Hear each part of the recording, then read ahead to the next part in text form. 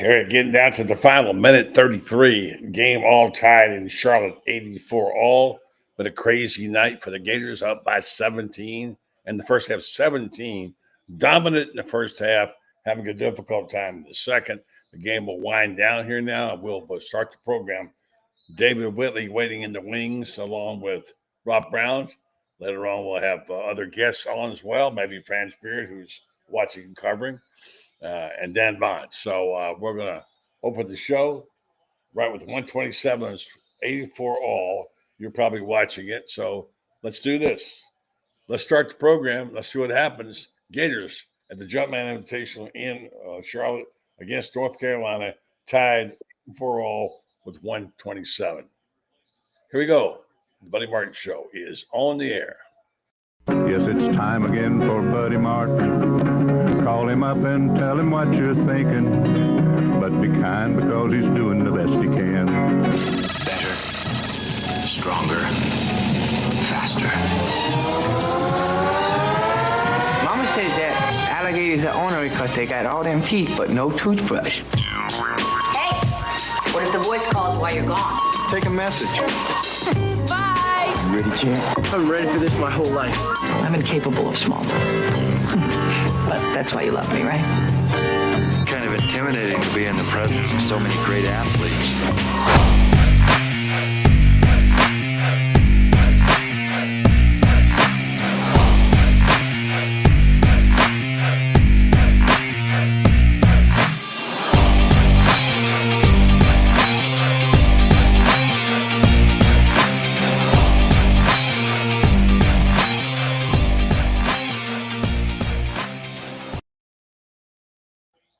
Good evening and welcome to the program. As we speak, Florida all tied, 84, ball out their side. They have the ball with a minute to go and against Carolina, tied up. We'll keep you posted on that. We've got David Whitley standing by as Florida misses a shot, gets the rebound, gets the putback, and now leads the game 86-84, finally getting back on top with under a minute to play. Let's go right to David Whitley, who's standing by. Welcome back to our good friend David Whitley, who's been out on vacationing, on assignment. And it's good to have you back, David.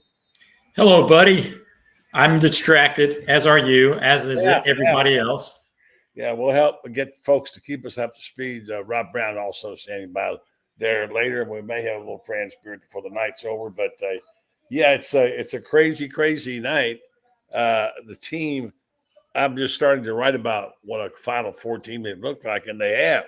Starting the first half, they were terrific. They went cold. They turned the ball over. North Carolina started hitting shots, which they couldn't throw at the ocean the first half.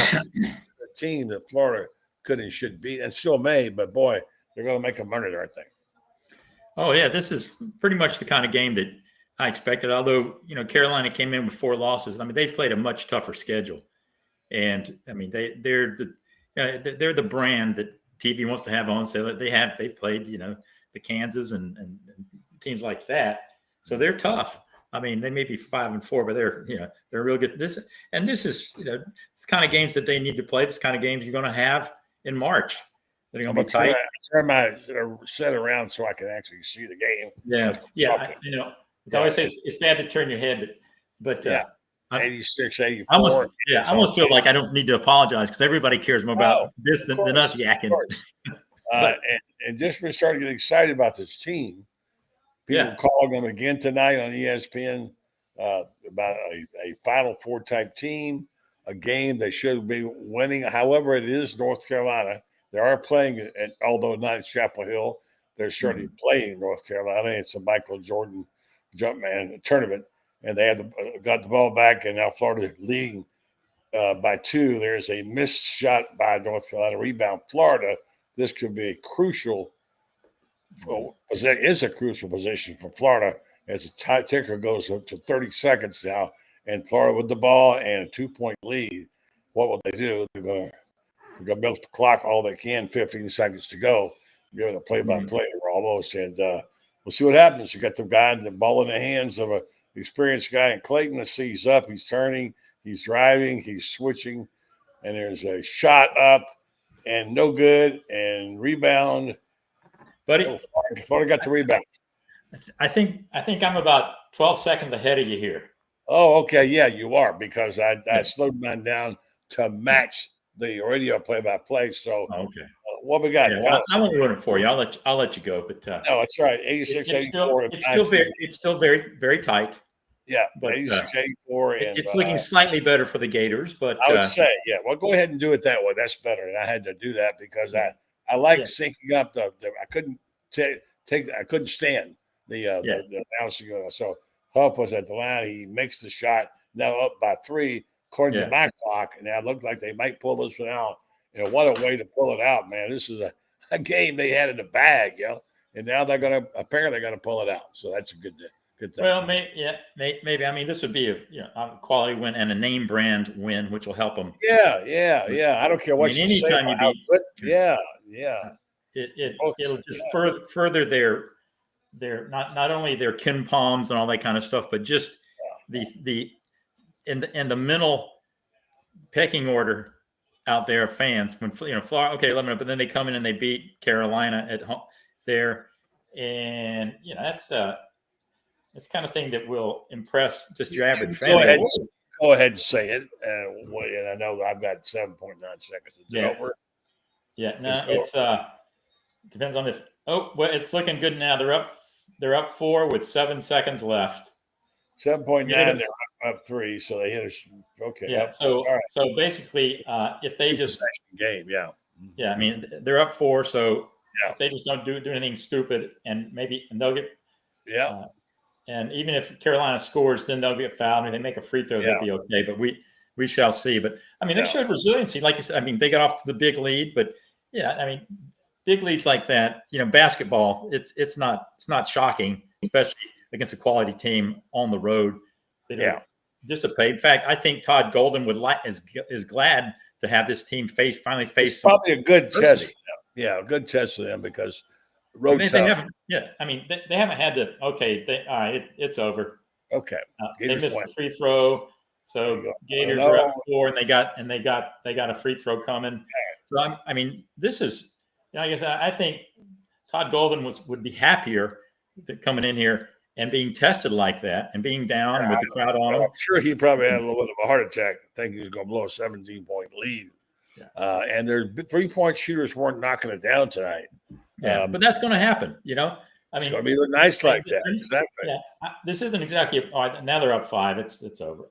Okay. But I mean, it's not a newsflash to predict they're not going to go undefeated. They're going to lose some games, and so it's just a question of where in March where they're going to be seated, and they're going to play a bunch of games like this once that starts. And do you respond under these circumstances? And they showed they've got some mettle tonight. Yeah, they do. And it's over. So they won. I think what was the final 80? They won by 5 or 6. Yeah. Okay. I'm going to turn it off. All right. I think I'll turn mine off too. We'll talk about other things. Although Florida is not necessarily a football school, could be a basketball school. A lot to talk about there. David, how have you been? We've missed you recently. Glad to have you back on the air when you can do it. And tell us how life is for you right now. It's quite good. I'm like. Well, I would say you're semi-retired, but you work hard. You've never not worked hard.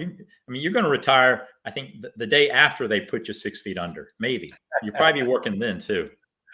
I'll probably have my hands on the keyboard when they drag me out to I know. Turn the fire on, So, but no, I mean, look, we're very fortunate that we're doing something we like to do and can still do it. And, boy, I don't know what your future holds. For people who don't know, David's probably going to be moving on here soon. I don't know if you announced that or not, but we certainly want to see your writing. That's for sure. Please.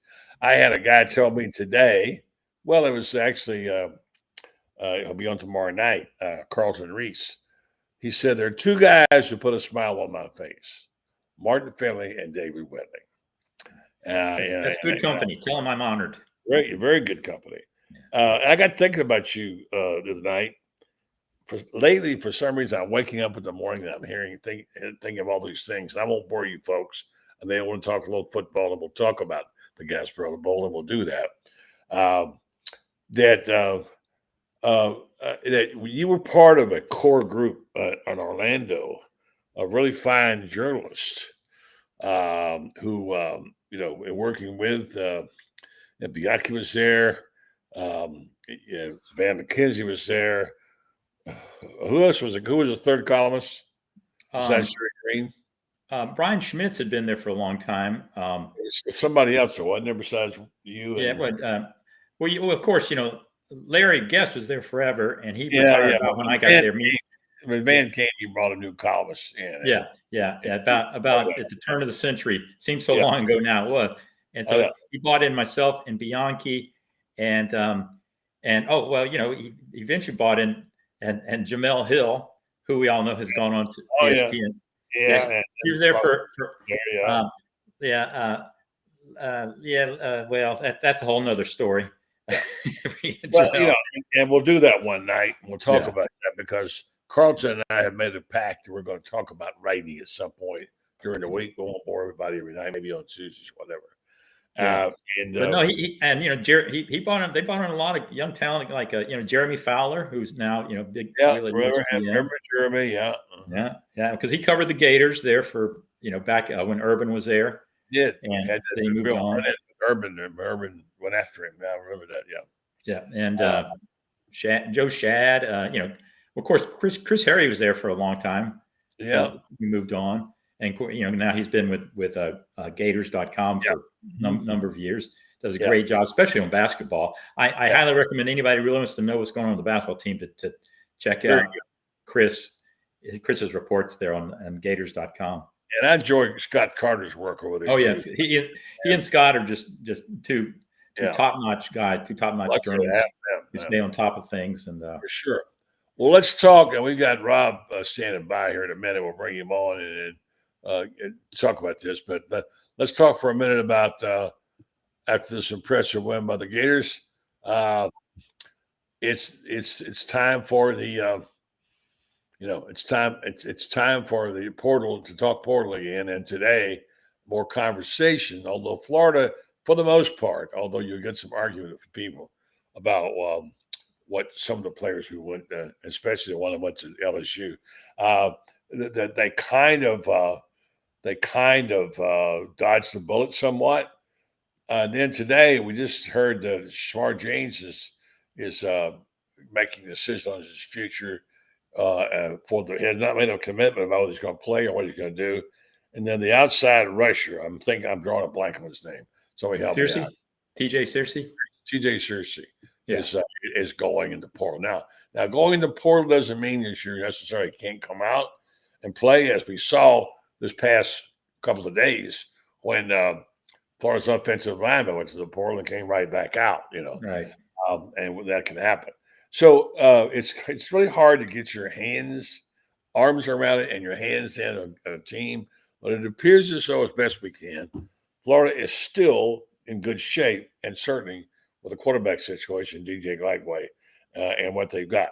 I keep hearing, and maybe some of our intrepid listeners can join in, that there's going to be a change at defensive coordinator still. And if that happens, certainly we'll know. Let's go right to stand by Rob. Let's go right to Franz right now. He just saw this Jumpman special. He dodged a bullet, Franz. Well, what we just saw was NCAA tournament in December, because that was an NCAA tournament game. Any way you cut it. Hats off to Carolina. They went with their young, quick guys. And their quick guys almost pulled it off. They erased a 17-point lead. In the end, it was our rebounding. And you got to hand it to Todd Golden, picking up a team, putting together a team that really knows how to go get the basketball. And teams that rebound well tend to win more games. And this Florida team, I mean, my goodness, I think let me see what the final margin was. 46 rebounds for the Gators. We out-rebounded them by 10. And that's the kind of thing that you got to have. Florida turned. I was surprised at how many turnovers Florida had. And Carolina took advantage of it. They scored a lot off of those. But we got a lot of second chance points. And I'll tell you the guy that really, really, I think made a big difference. And that was Denzel Aberdeen coming off the bench. What a really, really good big game. Hit some clutch shots. I thought in the second half, he hits a shot that really kind of stabilized the team. I think the score made it 66-61, something like that. It was a close ball game. And then he makes a three. And I thought from that point on, the Gators settled down and played the game. Even though Carolina got the lead a couple times, in the end, Florida made the plays. Florida got the rebounds, and that was the key to the whole ball game. Yeah. There's a reason why, for example, the Orlando Magic went from a great team to one that was okay when Shaq left the team, because all of a sudden you lose all those rebounds and you lose that presence in the paint. Well, David was guys score a lot of points, but big guys are still necessary. Yeah, I know you can't say the whole program. You got stuff to write, but I wanted to get this in. Rob's standing by also on the fact that earlier in the program, David was saying this was a good experience for Florida. This was, like you said, Final Four basketball, going on the road, winning and losing and winning again. Coming to come back, how hard was that, Franz? When they could have given that up easily. Oh, there's no question about it. All of a sudden you see a 17-point lead erased, and mostly by your mistakes. I think North Carolina scored 24 points off Florida turnovers, which is just totally unacceptable. But to give up 24 points off turnovers and still win the ball game and win it by 6, that's pretty damn remarkable, if you ask me. I mean, how many teams do that? Most teams fold under the pressure when the other team comes back. And then on top of it, there at the end, you get Thomas Hawk at the line, and Tommy Hawk, boom, 2 free throws. They thought that, they fouled the guy they wanted, and he makes the free throws there. Florida's rebounding was the difference. But David, I think you're right, and that was a gut punch game.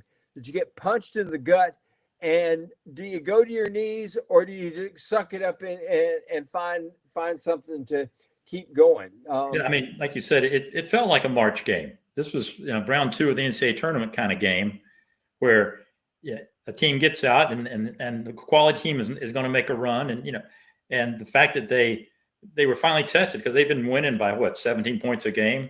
I mean, they've just been able to prop their feet up in the final 10 minutes most of every game this year. So finally, they're going to need tests like this. They say, iron sharpens iron. So, they're not going to go 32-0. There's going to be games like that, but it is sort of remarkable that they, by what they're capable of doing, they didn't play well tonight, and they win 6 on the road, which is essentially a road game, or a Carolina home game up there. And, Carolina, I was telling Buddy, they may be 5-4, but I mean, that's a quality 5-4 team when you look at their schedule. So, I mean, they got to come away from this feeling, really good heading in, because they have 2 more non-conference games, which they should win. And, I don't think it's one of those years we're going to be using the term bubble a lot. Yeah, R.J. Davis is really impressive. Yeah, really impressive. Well, there's a reason why he was the ACC Player of the Year last year and a first-team All-American. Yeah. Yeah. But, big picture. Go fast, because I know you may have to go, Franz. And David, I want to get to the topics also with you on other things like football. And Franz, you can weigh in on that if you want. And we're going to bring our friend Rob. But they play football at the University of Florida? That's it, yeah. Cow, what a concept. That gets back to the subject now, where this team has been playing so good. Everybody's talking about them as a Final Four team. Tonight on the broadcast, Florida looks like a Final Four team. Having seen what we just saw, you like their chances better or worse, David, of being a Final Four team? A little better because they showed some metal tonight that because they're finally tested. But I mean, there's so much games left to be played, and so many things that could happen between now and March. But yeah, the nucleus is. I think that they are a potential Final Four team, but I think that there's a bunch of potential Final Four teams, and anything less though than Sweet 16, I think will be disappointment. And then you just got to have a good draw and play well. But they've got the potential to get there. I mean, especially if they play well. Like I said, they didn't play that well tonight. But I mean, if Walter Clayton had an off game by Walter Clayton standard, but if they go out and they get hot and they play well in March, there's no reason why they can't make a run all the way to the Final Four. You're exactly right. I mean, when you play poorly on the road against a quality team that has already been tested by playing 3 top 10 teams, and you're the 4th top 10 team they've played, it's kind of a been there, done that for them. And you can play poorly and still win the ball game. There was a spurt there. I thought the Gators played as well as they're capable of playing. They're up by 17. But then they had a spurt when they played as poor as they could possibly play. That's going to happen. It's basketball. My 96-year-old mom was tied up in knots because she was. Bless her heart. she is as diehard a Gator as it gets. I mean, my grandfather's cousin Dale was Dale Van Sickle, and so she's a Van Sickle. That's royalty. Just drop a little Rosie in there on that one. Yeah, right. Gator as it gets. Yeah. And she's in there, and I'm telling you, she's sitting there saying, "We can't do that. We can't do that." She's right. It was nerve-wracking, about to give the game away. And I'm not sure I agree with you guys on I see these flaws emerging. However, they are battle tested now, which I think we can say for sure. So they are an undefeated team, one of only 6-5 in the country, and I still think they can play a whole lot better, Franz. They haven't, buddy, I'm going to tell you, this is the thing about them. They have yet to play what I would consider a truly complete ball game. Yeah. But they're getting there, and you see it piece by piece that they're doing it. Yeah. Tonight, I'm going to go back to what David has said. Tonight, they've got their streak on the line. They've got their game on the line, their pride on the line, because they know, trust me, they know what it's going to be like if they blow a 17-point lead and then lose. Oh, my gosh. But they blow the lead and then they come back. My gosh, down the stretch, that was a tough team. And you got to have that. I mean, you don't get, I used to go over when I worked in Miami, I used to go over the 6th Street gym and watch Angelo have these guys get up there and they hold their elbows in like this, and he has people just pounding them. And these guys are taking all this punishment because in battle you take blows, but you got. That's where the rope-a-dope was born, friends. That's where the rope-a-dope was born, right there. You got it, Angelo Dundee. Yeah. Float like a butterfly, sting like a bee. There you go. All right, guys, real quick, I'm going to let you go after this, friends, and get to writing them. We got standing by several people.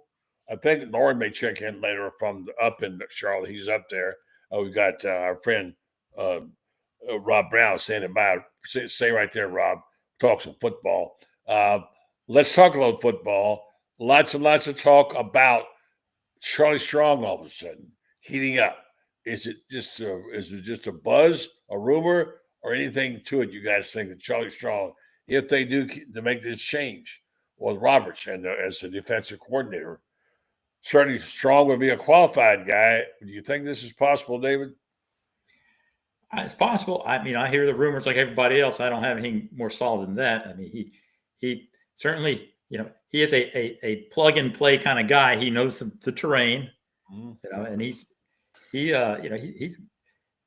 his head coaching career has been checkered. Really good at Louisville, and then didn't work out the other 2 places. But as far as being a defensive coordinator and knowing people and being a good, just a good in-house guy. Yeah, I mean it's solid, and he certainly bleeds the orange and blue, and I think it is pretty. I think it's pretty fair to say that they will have a new defensive coordinator next year, and just question what's his title? What's Robert's title now, Franz? Executive assistant head coach or something like that. The illustrious potentate. I don't know what it is. They have some really. Have you ever noticed the creative names they've got for all these things? I mean, who started it? Al Davis started that with the Raiders. They started changed all those things around. And David and I and Buddy, when the three of us are at a ball game, we are the old farts. That's right. That's Illuminati, old farts. You got it. Illuminati emeritus. Yeah, exactly. Here's the thing. I think Charlie Strong will be part of this program, whether it's on the field or in an executive type of role. I think that we're going to see, as Buddy was the first one to really break it, they are going to have a general manager. They're going to have a general manager who has people working with him. And I think that Charlie Strong could be that general manager, or he could be like he was with Urban. He was like the father confessor, that everybody comes to and confesses their sins. And he goes to Pope Urban and tells him, and Pope Urban, doesn't have to listen because Charlie Strong is like the father confessor or the Supreme Court judge, something like that. Archbishop of New York. Yeah. And Charlie, I think, is going to be there. I think we're going to see a restructuring inside. It's not that they've had troubles in the past or anything. They don't. But I think they want to really, I think that what they really want is to get this team and get this program and all the structure of it more focused. I mean, I think it's too spread out right now. And I think that they're going to bring in guys to really narrow the gaps, cut the gaps out, and make it a program that is moving forward with on all cylinders. All right, I'm going to let you go, Franz. Thank you very much for joining us. I appreciate it. Yeah, Franz. I'm in Terry. Hey, Dave, good to see you. You going to be down in Tampa? No, I'm sort of like propping my feet up and enjoying it from the beach, but I'll be tuning in, and He's in the portal. He's in the portal. What can you say? I'm in the portal. I'm waiting on a call from Belichick. Franz and I've been in the portal for 10 years. What do you mean? Hey, Nothing to do there. Hey, we're lost balls in the tall grass, all of us. All right, Franz, guys. thank you. I want to tell folks about our sponsors here that also go get our friends who are standing by. Among them, Rob Brown's been waiting a good bit here. Let me tell you about the sponsor of this program. One of them is our friend, Meldon Law, Jeffrey Meldon. Well, he's the best. They do a terrific job there. They are, first of all, they're really committed to Gator fans. They sponsor a lot of programs, give a lot of money. They also, you won't find a more orange or blue guy than Jeffrey Meldon, who's always involved in anything you do. They, of course, are the official injury law firm of the University of Florida. They also do law there, by the way. Just in case, they have shingles, Ocala, Gainesville, Lake City, and I'm among their clients, and I've been very pleased in obtaining their services, and you will too. If you have a question, a legal question, you need to call. Maybe your suit's not going too well with somebody else. You want to have it reviewed and have a second opinion, as you do with the doctor. Go by and check them out. Drop in and see them. Like to talk to you, or call on the phone, or go online. And also, if you need to score some tickets, especially you want to do for gymnastics and things of that nature, basketball, hot tickets, that big, what is that date coming up over that Auburn game, February 8th or something? Wow, that'd be a hot ticket to have. Two best teams maybe in the country right there. So go check out on their Facebook page. Meldon Law, They won't back down. Here's my guy. He's been sitting there for a while. Good evening to you, Rob. Hey, I've been watching and listening to games like y'all have been tonight. Last year there was a pretty strong feeling about the SEC basketball being as good as there is in the country, but it didn't pan out that way in the tournament. We're playing a lot of tough games early right now. Florida getting a win over North Carolina. They've lost to a couple of SEC teams. That was in Charlotte, a tournament, correct? Yeah. Jumpman. Tennessee's really good. Kentucky's sitting there at number 6 right now. It's because they're Kentucky. I don't know how good they are, but Arkansas, there's right now, I don't see a dumpster fire in the SEC in basketball. Well, dumpster fire, they're going to get 13 teams in the tournament. So, yeah. It's amazing. I can imagine if they got 13 teams in a tournament. They're a football conference, aren't they? Oh, wait. No. So, yeah. It just means more here with basketball. Yeah. And I don't know. It sure does. I'm not sure how I feel about this playoff yet or not. I promised myself this morning I would not start complaining about it till I know the final outcome. Mistakes were made. We had Tony Barnhart on last night. He said, again, they made the mistake in the seeding starting 3 weeks ago. When they got those teams out of position and they wound up with the Boise State number 3, that should never have happened in this, I get it. I believe in Cinderella too, but it's just out of whack. And, I'm not – maybe they should have had 4 teams in that bunch. I don't know. They can make an argument for both. But I think in the final analysis, we all know if those teams played in the SEC, they'd get their brains beat out, especially Boise State versus Alabama. Yeah, I think that's one of the tweaks that they are going to find out. This was sort of like you hate to call it a shakedown cruise because they're playing for real. But when they went back and they said, we got to rank, the highest conference champions. They need to have the 4 best teams up there, not the 4 best conference champions up there, because the best conference champion, of the Big 12 is not as good. Even though they're ranked higher than other teams. So I think that they will definitely address that. They should address that this coming go round. Because you're right. The fact that some of these teams get a bye and are in home games, they don't. But you're right. I think we need to hold our fire and just see how it shakes out in the next month. I'm going to be a good boy. I'm not going to be critical. I just give you a chance to make sure. I do think, boy. December 20th is coming. When is it? What's Saturday? The 21st? Yes. I'm a lot more excited about football games on the 21st, 2025 than I was on December 2024 when you had, a six meaningless bowl games. And what do you mean? I hope we got the Gasparilla Bowl, buddy. Yeah. Unless your team is playing in them, you had 63 honors. But now, it's wall to wall football that matters this weekend, and I agree.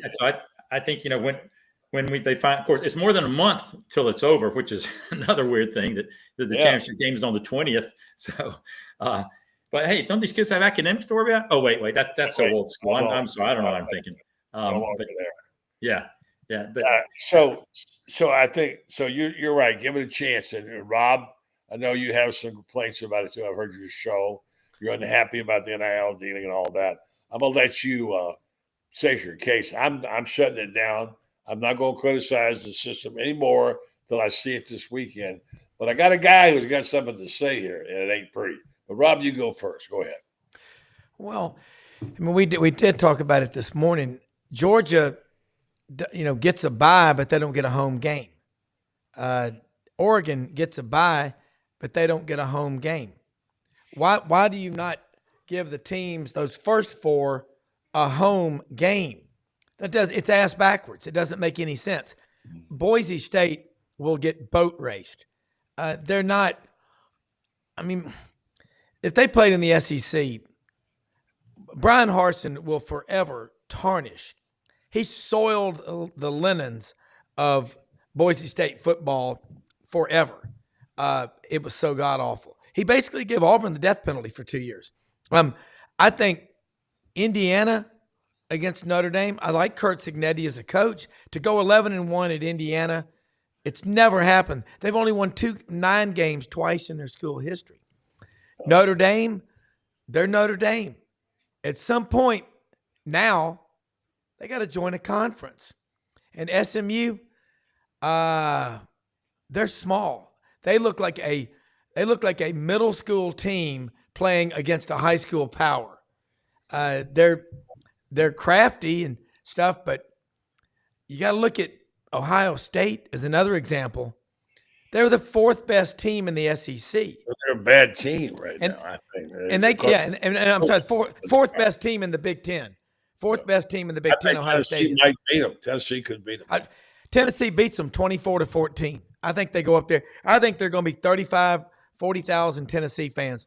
I'm hearing from Tennessee fans how easy it is to get tickets at the Shoe this weekend. So, yeah, you can say let's hold back and see how it plays out, but they've created controversy and conversation. Texas against Clemson, they ought to win that one, but give the top 4 teams a home game, not a bye. Yeah, good point. And by the way, I would say that there is a lot wrong with it, but let's give them a break. I'm going to pass on any further criticisms. I do agree that Friday night game, by the way, Indiana, I know the game, is probably going to have the highest price of any other playoff game. And you know why? Yeah. There's never been a bigger game in the state of Indiana than that game. You know, it's a huge game for them. But some of the prices, and we went over those earlier yesterday, all the playoff games, the conference games, ticket sales fell. You could buy an SEC championship ticket for $100, you know, and some of the other ones are paying $40 to $50. So that's it. Let me read this to you, okay, and see what you think. Let me say, here, listen. This is a question. I don't know what to say about the current state of college football. Jalen McCoy, how do you say it, Rob? McCoy. It's a Bama name. Has played a ton as a freshman. He has supposedly been offered a 7-figure deal without being in the portal. Happy for him, but this is sickening under the current format of college football. Tampering left and right. Free agency for every single player every year. College head coaches leaving the mass exodus the next 2 years. Anyone for rules yet, or just pay the players? Maybe let's just have a minor league team in the NFL. How about a $10 to $20 million salary cap for football schools? Do away with college teams and education at all. Okay, guess who said that? Could have been one of 20 million fans or some high-profile player coach. Nick Saban. Nick Saban. Mm-hmm. Yeah. That's what he said. I didn't say it. I'm just saying that's what he said. So anyway, it's that's what it has quickly become. Just it's a transactional situation now, you know, and a guy that comes to mind, you know, is Jack Piber, UF. And I think I'm like you're torn in a way, you know, because if I'm working for company X and company Y offers me another $100,000 a year, you know, I may be loyal to my first company, but 100 grand is 100 grand. But man, just the whole, Letterman sweater, win one for the school. That is so 2020, 2019. It is just so. Pyburn's parents went to Florida, raised orange and blue guy. Had it made here, but he just. Yeah, money talks. For some reason, that's the most controversial one of all the ones. Yeah. I think he kind of thought that his heart radiated throughout the team. He was a Gator through and through. He was a Bowles graduate, big Gator fan. His dad was a big Gator fan. And I've been talking to people about that one. And Shane doesn't agree with me. Shane says, very simply, he's not worth $45,000 a month. If that's the case, I agree. Surely there's more to it than that. Whenever Billy came out last Thursday and said, I love Jack Piber like a son.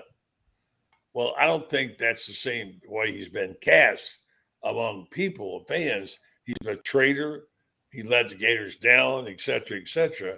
So it's a tough call for the players. And now I've heard, again, this is from a pretty good source. His father was running that whole deal. And his father's a wealthy man, which is what's funny about it is that money, he didn't need the money. And yet it's something to do with the fact that, and he's going to, and here's the bad part about it. He's not only leaving, he's going to a rival. That really hurts. Just like ETN. People say, well, it does hurt when one of your best players goes to your rival. It hurts. And it hurts Gator fans. And I think so. There's a lot to be learned that. And I hope it's, I wish Piper would come back, but he's gone now. And this is the nature of the game right now. I don't like the way it's going in that regard. So anyway, all right. So I tell you about my sponsors. I want to get ready to bring in our friend Dan and Bond, and also as soon as he gets through with the press conference with Golden, I think we're going to get our buddy Lauren up and he's at the Jumpman. We'll see what he has to say about that. And we'll talk to him about that. So let me tell you again about Titan MRI. It's been a big change there, Titan MRI, in a good way. And that is the fact that the company has been consolidated, and the guy who started it years ago is back. And I got new copy here, and I want to be able to get it to you because it makes a difference. There's some news in there. If you're in need for some kind of CAT scan or whatever, and you're in the Ocala-Gainesville area, you got something you should know about, and that is the fact that Titan is going to be. They're available. They haven't always taken insurance. Now they are, and so let me tell you about it first. They're now Titan MRI and Imaging. They acquired a high field MRI. Joe Coloria started high field MRI in 1997. Now he's back. Titan MRI's Imaging is now at 3 locations to serve you, 2 in Gainesville and 1 in Park Avenue and Low Millennium, and then the 1 in Lake City. And the news is they're coming to Ocala as well. So that's a good thing to know about. Titan MRI and Imaging offers the same great customer service. Imaging now accepts insurance or through their convenient self-pay option. You can use those as well. Titan MRI and Imaging offers MRIs, CAT scans, x-rays, and ultrasounds, easy scheduling with lots of options, including evenings and weekends if necessary. Larger machines for patient comfort. So coming soon to Ocala, Marion County, Titan MRI and Imaging, it's your choice. All right, so let's go over to our system here and see what we got. And see if we've got. I know Dan's been standing by. And I think Lauren's going to come on shortly thereafter. Dan Bond, our intrepid reporter out in Dallas, Texas. How are you, Dan? Good to see you, buddy. Hey guys, how you doing? Say hi to David and to Rob. Dan keeps us in check. He's got a good sense of humor, which we need sometimes here. He follows he does a terrific job, especially with softball, a lot of things, but especially with softball and gymnastics. He's really great at that. Dan asked you to come on tonight to talk about. I'm sure you watched the basketball game, had a few heart attacks, right? How exciting was that? Oh my goodness. Like y'all were saying, this is something definitely iron sharpens iron, and was good to see them have a lackluster game and pull it out. I mean, it's really close to how last year started, I think, as they were blowing out the teams that they beat last year. And Todd Golden, before the game tonight, was speaking about how the double overtime win at Jumpman last year against Michigan really jump-started their season into a good year. And looking at all these SEC teams, once we roll into, I mean, it's just next Saturday, Saturday after, when they're at Rupp Arena, because they've got 2 cupcakes. They're going to be undefeated going into Rupp. So that's going to be a tough one. And then you got number 1 Tennessee on the 7th coming to Gainesville. And I mean, talk about an expensive ticket. That's going to be one you can't get to. It'll be more than the SEC championship game football ticket, which is crazy. Who knew we were a basketball school? Yeah, I love having Dan on because sometimes Rob and David, we get caught up as journalists and reporters, and he's a fan, and I love what he does. He brings the fans enthusiasm there, and veteran Gator fans. You couldn't tell by looking at his shirt and all his paraphernalia there, and he brings their certain joy as a Gator fan. And Franz had a columnist yesterday how great it was this week to be a Gator fan. Speaking for the fans, Dan, you go a lot of places and buy your tickets and go and tailgate. How's life going for the Gator fans these days? Oh yeah, it's on the uptick. With the great finish with football, and we're rolling into a great basketball season. It has been a while that we, weren't so down in the dumps waiting for gymnastics, softball, the diamond sports to start. So I mean, this is great. I mean, with the portal news is a little bit of a downer, but that's the way it is now. You're talking about Pyburn and what a gut punch that was, being a true blue Florida Gator guy. I mean, here's that one hurt fans more than a lot. Fans don't like that at all. Yeah, I mean, I'm just as upset about Cersei leaving. Here's a guy who came out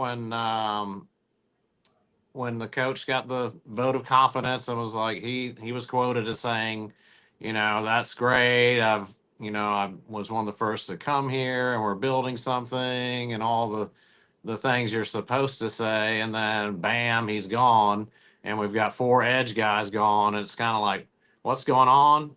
But the other side of the coin is it's not like we're the 85 Bears on defense. So, I mean, these guys did turn around the back half of the season with that tough schedule. But, I mean, are we going to get some guys in for the portal late, win some of these playoff games? So I'm just a little bit on the edge and not quite panicking about the portal because, a lot of those kids are going to jump out once their playoff games are over. So it's a wait and see on that. But, you're going to get a win against Tulane. Go ahead and, put the college fund in the bankroll and go ahead and bet Florida covering that spread, because that's going to happen. Just like tonight was only a 3.5 point favorite. That was easy money, but I was sweating that for a little bit too. Yeah. So, first of all, a lot of people would say, Rob, Florida had 6 edge guys. You don't have this 6 edge guys. Nobody's got 6 edge guys. They lost 4 of them apparently. So, I'm going to do got this. 3 D linemen graduating. So I mean, Right. Des Watson was more of an attraction than action kind of a guy. But you've got him going. Who's a Jackson and Slackman are gone once they graduate. So we'll see that. The defensive line is what wins games in the SEC. So we need to figure out what we're going to do over there for sure. Yeah, offensive line seems to be holding pretty good. That's a good thing. All right, let's do this real fast. He's walking through the arena right now. Let's get a little take from a little flavor from Lauren Meadows, who's in Charlotte at the Jumpman. I believe we got you. Lauren, how you doing? Hey, Lauren. I guess we lost Lauren. We had him for a minute. He was there. He's in the bunker. No Wi-Fi. All right, you there, Lauren? He's in the Wi-Fi. Yes, sir, I'm here. All right, buddy. You saw it, so it was a heart stopper. Oh yeah, no doubt, no doubt. I mean, it was talking to Ty Golden and what he had to say. I mean, the big thing was when they looked at the clock and it was about 4 minutes left. It was just basically a lot of basketball left, and you saw the senior guards just really take over. And Elijah Martin was 1 for 10 at the time, and he wow. Yeah, he basically said by the grace of God that he kept shooting. So it was definitely, a group effort, played well. Hauk was plus 22. I mean, just phenomenal tonight off the bench. And, the guys really applauded him, Elijah Martin and Will Richard, for the lift that he continue to give them all night. And, definitely a big win. They asked the guys after, would they rather win by 2 points or, 3 points, in a close game, or win by 22. Elijah Martin said, they'd rather, he likes these close games where Will Richard and Ty Golden agreed that those blowouts are much easier to stomach for sure. Yeah, so we'll let you go with this one because I know you got things to do and we're wrapping up here. But a lot of talk about Florida as a Final Four team. We've all kind of waited on a day before you joined us. And the question becomes now, does Florida look more like a Final Four team or less like a Final Four team? And was this make them more battle tested, better or worse after this game, Lord? Oh, definitely better. Definitely better. It was one of those, the Final Four for years has been about guard play, and they've got three of the toughest, most versatile guards. Basically they have the second rated starting lineup as a whole, but those three guards really make them go. And when you get into March Madness, it's guard play that rules the day. And as long as those three stay connected, it was really impressive to see them handle the adversity, stay together, no arguing, no distress on the face, and just continue to play. And I would say after tonight, this is a bona fide basketball team that can play in a hostile. How more hostile, except for the Dean Dome, how more hostile can you get than Charlotte playing UNC? So most definitely, this is a team that should make it to the second weekend of the NCAA tournament for sure. You got all road games starting in March. That's how that goes. All right, tomorrow night, women play there, and see how they play in the Jumpman. Yes, sir. Yeah, be another good test for Kelly Ray Finley. But yeah, if I think both teams will learn a lot about themselves here in Charlotte, and that's what it's about when it comes down to it. So, but definitely a good night for the Gators for sure. All right, thanks for weighing in, Lauren. Appreciate it, buddy. Yes, sir. See you guys. GatorMedia.com. So back to the portal game, and let's also talk about postseason honors. How do you make All-American, but you can't make second string All-Conference? Hey, SEC's tough. Yeah, yeah. Tougher than America. Yeah. Oh, it just shows you that sort of the I don't call it fraudulent, but just a haphazard way that awards really are based on. A lot of it is that people get the magazines in the summer and they see these lists and they see a guy's name on there. It comes time to vote. They're not paying attention to him like the beat writers are in the SEC. And that's why a guy makes second or third team All SEC and first team All American. It happens every year. It always will. Yeah, especially with a position like offensive alignment, especially offensive linemen, because the guys who really know how they play are the scouts and coaches who break down the film. But it's easy to say back or a QB had a great year, or wide receiver. Just look at the stats. There are very few stats that people can relate to when it comes to offensive linemen, and that's one thing that with Pro Football Focus, which now they're in the whole analytics and. And Slaughter graded out so well. He was a top center, and I think that had a big sway because basically, if you believe in science, the science of football now said that he was the best center out there. Yeah, a shout out to my Ocala guy there. I was talking to Scott Carter today. He's doing a story on one story I love about him. Somebody told me early on when he was a freshman. They just started these NIL deals, and he said, well, I wonder how I can get an NIL deal for a barbecue grill for this company. Somebody said, well, call him up and ask him. He called him up, and they said, yeah, put your barbecue grill out there and take a picture of it. We'll give you our NIL. So he got his own NIL deal to start with. He's his own agent. His own agent, right. And I think Underwood got some votes just from that one play where he recovered the fumble. Shoot, and he should have scored, but he was so anxious to catch to get the ball that he didn't realize there was no one near him, and he just fell down. Make all I think he did, didn't he? Long snapper. Yeah. They're like, that guy's a long snapper. We'll vote for him. Yeah. How about that? I didn't even know who he was, so I'm glad I wasn't voting about that. All right, guys, in the final few minutes, let's talk about the playoffs this weekend. I said on the show last night, I don't have the juice for this playoff I wanted to have. I am interested in the Friday game if Florida plays, even though it's a meaningless game to others, to see how this team, if they've held together and what kind of game DJ Lagway has, etc. Of course, that night we have the first game, Indiana and Notre Dame. We're all kind of grinding down, looking forward to that Tennessee game on Ohio State on Saturday night. Overall, let's start with David. How has this experience been for you in the playoffs? Do you think we're going the right direction? Obviously, there has to be some modifications made between now and next year. We don't know quite all what's broken. But how do you feel about things as they stand today in the playoffs, David? Yeah, man. Well, other than what we talked about earlier, just the kinks of the seedings and all, I'm excited.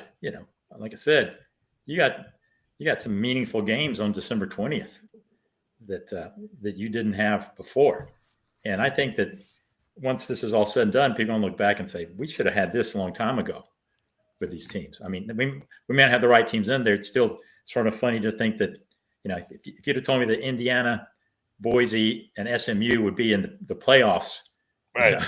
I had that one. That one. Yeah, I'd have thought that. So, I mean, there's some things that need to be ironed out in that process. But I think that 12 teams, people are going to get into it, and it won't be long before it's 16. Because it gets back to the old thing. It's going to this is going to make a lot of money. They're going to have good ratings, and if it makes money, they're going to want more of it. What do you think, Dan? Yeah, I mean, BCS and 2, that was horrible. 4 a playoff, that was all right. But now I'm glad to see this many teams. I would like to see something built in with the portal and with these kids getting paid to play the bowl games, and somehow the window's open after that. I don't know how to make that happen, but it would be nice, like if Tulane was all hands on deck, and every team, these smaller bowl games. I mean, what's going to happen to them when so many teams opt out? Like when Florida played Oklahoma and half the team was gone and it wasn't even a game. I mean, who wants that? I'd like to see that addressed for sure. Shout out to Tulane and my wife's first husband who died 12 years ago. Tom Ford played for the Green Wave. And so shout out to him and the family. I know his sons are going to honor him. Watching him, they'll be, although one of them's a Gator fan, and he'll be playing for the Gators. So, yeah, I'm glad to see Tulane having another good year. They're a team at school I like a lot. I wish they were still in the SEC, but that ship has sailed. I don't think conferences are ever going to be as important as they once were. Do you? Well, we better watch out for the conference championship games. And I think you could get into the Big 12 championship in Jerry's World out in Arlington, Texas for $9 and a couple of Crystal Burgers. I will say this, fans are going to have to retaliate. We're going to have some walkouts like at halftime where we empty stadiums to make statements. Because if the players are going to and just leave, how can we be loyal to them? It's not going to work. This is unsustainable. And I'll tell you what else. Yancey Porter from Rebel Yell Hotline was on our show this morning. Ole Miss has almost 100% participation in their bowl game because they've got it in the damn contracts that you will not get paid if you don't play in the bowl game. I like that. Let me tell you what. These kids want to be treated like professionals. Treat them like they do in my business. Your ass has got a 5-year contract. You walk out 1 year in, you owe 80% of the remaining money that you were paid up front within 60 business days. No questions asked. Okay? Start holding these people accountable and quit coddling these guys. I love the laundry. You're doing it for the school. All of us are here because we've grown up like that. These kids now, some of them, TJ Finley, that quarterback, LSU, Auburn, Texas State, Western Kentucky. Now he's switching to a 5th school. When he's 35, 40 years old, what's he going to say? Where'd you go to school? Well, I went blah, blah, blah. Hold on a second. I wouldn't hire your ass if you put a gun to my head. You can't trust these people. We got to quit kissing up to these people. They're a bunch of idiots. The NCAA is a spineless, feckless, worthless organization. And as far as I'm concerned, the respirator's on, the priest is in the room, and the kinfolk are coming to the bedside. We're going to go to super conferences. We're going to have 64 teams, and then the rest of them. And both of us are going to have a national championship. But the fans are going to start playing the game too. Hit the portal, fans. Have a stupid idea like that, Rob. Oh, wait, I did 30 years ago. Sorry. Yeah, and Jackie Sherrill said it on the show a couple of years ago, and he talked about it 32 years ago at the Touchdown Club in Memphis. You and Jackie, y'all are smart. Quit. Don't ever think because you're older than someone else that your opinion doesn't matter. It matters even more. Our grandparents ate eggs every day, ate stuff out of the ground, drank tap water from a faucet. They're all right. Or My mom will be 90 Christmas Day. My dad's 96. You know, don't think just because we got iPads and smartphones that we're smarter than everybody that came before us. Hey, David, I don't know. Let's cheer for the old people, man. Come on. I know. Get off of my lawn. Yeah, there you go. There you go. Hey, good stuff, guys. Thanks for joining tonight, everybody. David, thank you. Welcome back. I hope you'll come back some more. Rob used to be here on every Tuesday night. Don't forget him on his very popular SEC show, sideline show. He and Brendan Martin and the gang, very good every morning. And it's always good to hear from Dan, the super fan. Hey, Dan, we love having you on. Thanks for your opinions and your thoughts. All right, buddy. Well, thanks for having me. Don't go in the portal, Dan. Yeah. Don't go in the portal. No. Don't be wearing LSU gear next time we see you. 10-1. I'll survive this. All right, buddy. Hey, great win for the Gators tonight. That's awesome. Yeah, that was nice. It was. Thanks, Rob. Appreciate it. And David, we'll talk to you again soon, buddy. Happy holidays. Yes, same to you. Everybody forgot. Yeah, we'll have a show next week on that. All right. Thank you very much. Appreciate it. Good night. All right. Good night, David. So I want to tell you in the show, telling you about a group of people who were very special to me in Ocala. And not just in Ocala, but especially in Ocala, because they're an Ocala company, but they do things that affect people all over the country and throughout the world. Renstar Medical Research likes to call attention to you, to the importance of data on your health. How that data is gathered is responsible companies doing good clinical trials, do these clinical trials, and get that information together and send it off to companies who then can do a better job of giving us the prescriptions we need. I encourage you to take part of some of these clinical trials if you can. They're easy, they're simple, they don't cost you anything. In fact, in some cases, you get money back. And all you have to do is go into their website, renstar.net. They'll tell you when their upcoming clinical trials are. You can apply for them online. It's very simple. If you get picked, you very likely will be eligible for pay, compensation for time and travel. In the short period of time you do this, you help yourself. You certainly help the group of people in Ocala by getting the data, and you help Renstar and the people of North Florida. I encourage you to check it out, renstar.net and Renstar Medical Research, seeking tomorrow's answers to the health questions of today. Thanks for tonight for being on a good show, and big win for the Gators. They almost didn't pull it up, but they did. Undefeated, 11-0. It's going to be a good basketball season. We'll have more good stuff here tomorrow night. Allie on, and we're going to have Carlton Reese and some others tomorrow night on the program. Encourage you to please come back and join us. Always love having you on and having your thoughts. Thanks for sharing those thoughts, by the way, online with us, as you see you can do right here on this site. So we'll say thank you very much to our sponsors. Thanks to our guests, and thank you for listening and watching The Buddy Martin Show.